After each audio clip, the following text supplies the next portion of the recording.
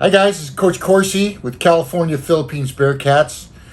We are now in Manila, day 2 of quarantine, 7 days quarantine. 5th day, the COVID-19 test, get a negative result. Then we can check out. Then we do self-quarantine in another facility of our own. Total of 14 days. I know it's crazy, but this is what you have to go through right now to be in the Philippines and most places in the world. So real quickly, I wanted to read to you guys a few memory verses, Bible verses, and then I wanted to explain to you a few quick nuances that I saw that was quite unusual flying here, and then finish with a few more verses. Thank you all for your prayers and support during this time. So here's a couple verses I want to read to you. Acts 2:25. I see that the Lord is always with me. I will not be shaking, for he is right beside me. Great verse, and he was definitely with us during this time. And then I love this verse, Luke 3:11, and this is really the essence of our ministry. If you have 2 shirts, give one to the poor. If you have food, share it with those that are hungry. So, and that's why we're here. That's what we're going through all this, is to do exactly that and help people here in the Philippines. So real quickly, I want to explain to you some of the nuances I found, and I'll send you a video on the first one. First, LAX was a ghost town. I have never seen it like that. We were there at 8 a.m. in the morning. Our flight left at noon, and I've never seen LAX that.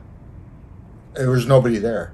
Even in international, that usually you see thousands of people, there was probably only like 50 to 100 people total. I didn't even have to use TSA because going through security, there was nobody there, and you'll see the video on it. Crazy.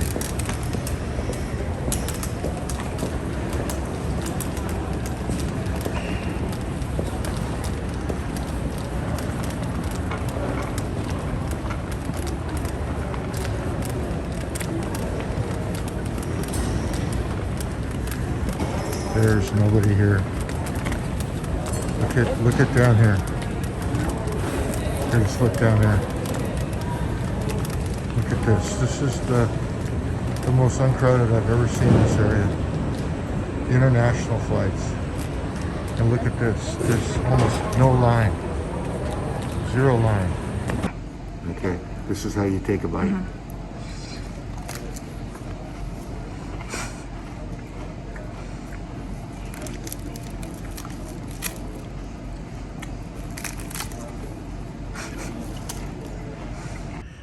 Number 2 thing that I found is going through Japan. So we transitioned through Japan. We flew on American Airlines, operated by Japan Airlines.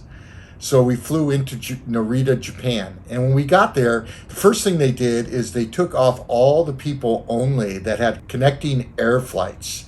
And basically, we stood in like an alleyway in 2 lines. They counted us all out to make sure that they had everybody that was connecting other flights. And then they walked us, they escorted us down to a long ways, like a 10-minute walk. And again, there was nobody in the airport. And then we went to the international transfer area, went back through a security, TSA, take out our computers, and then they made us walk all the way back down on our own back to our gate. Now, we only had an hour and 15-minute layover, and so we were quite worried, and it took quite a while to get everybody out, everybody there, and going. So it was really a weird transitioning. I'd never went through that before, but they were not going to leave us out of our sight. We had to follow them the entire way.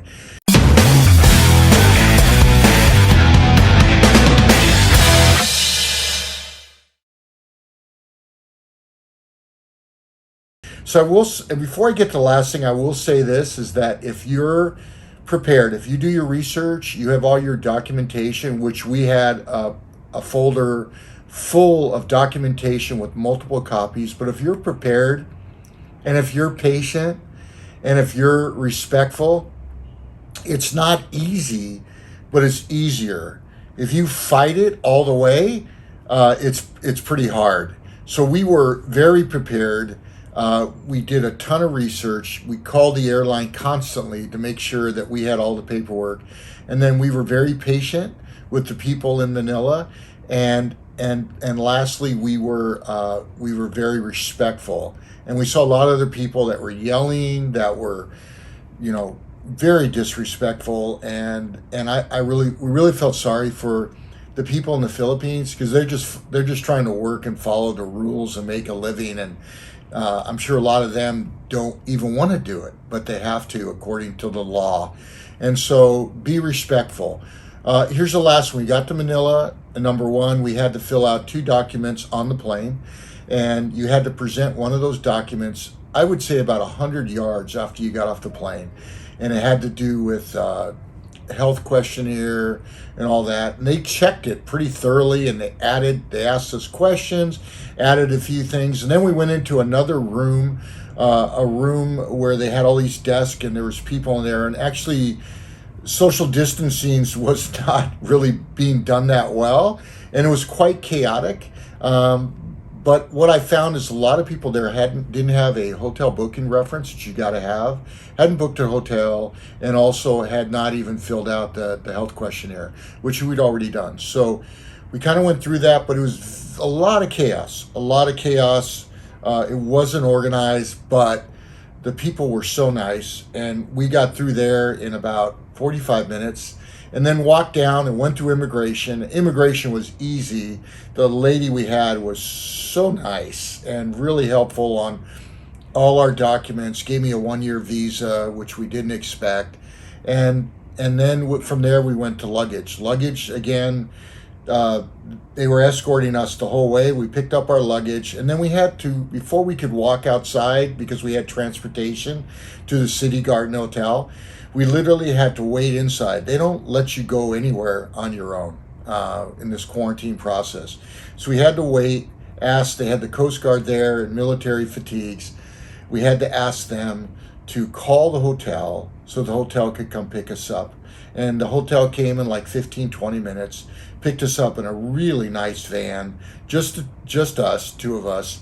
And then even before we left, the driver had to fill out a ton of paperwork before they would even let us go.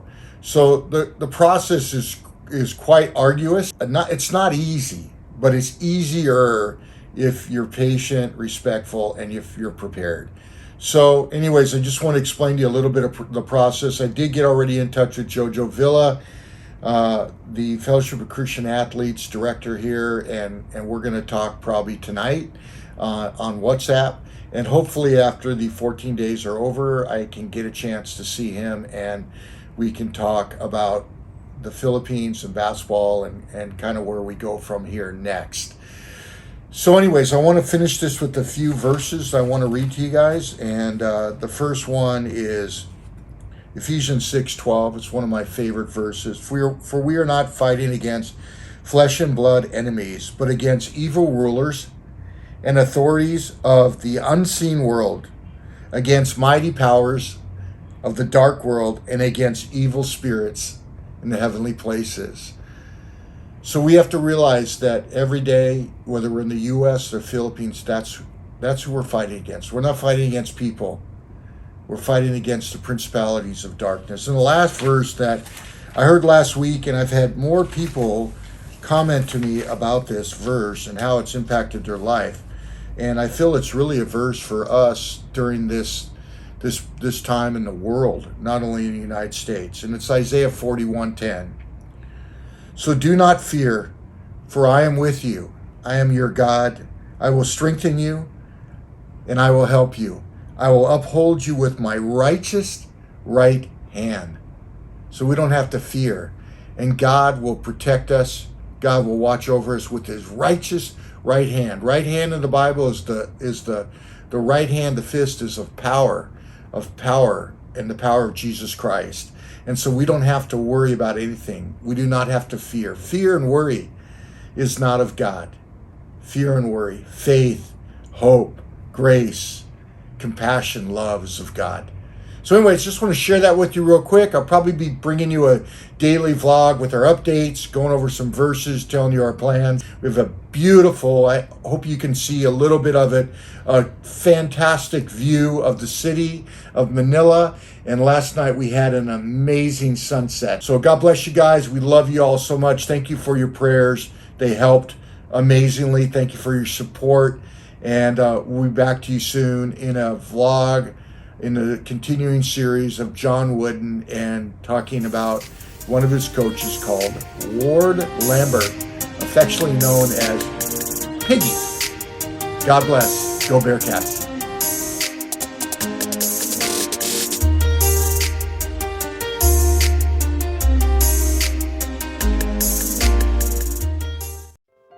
Hey guys, Coach Corsi here.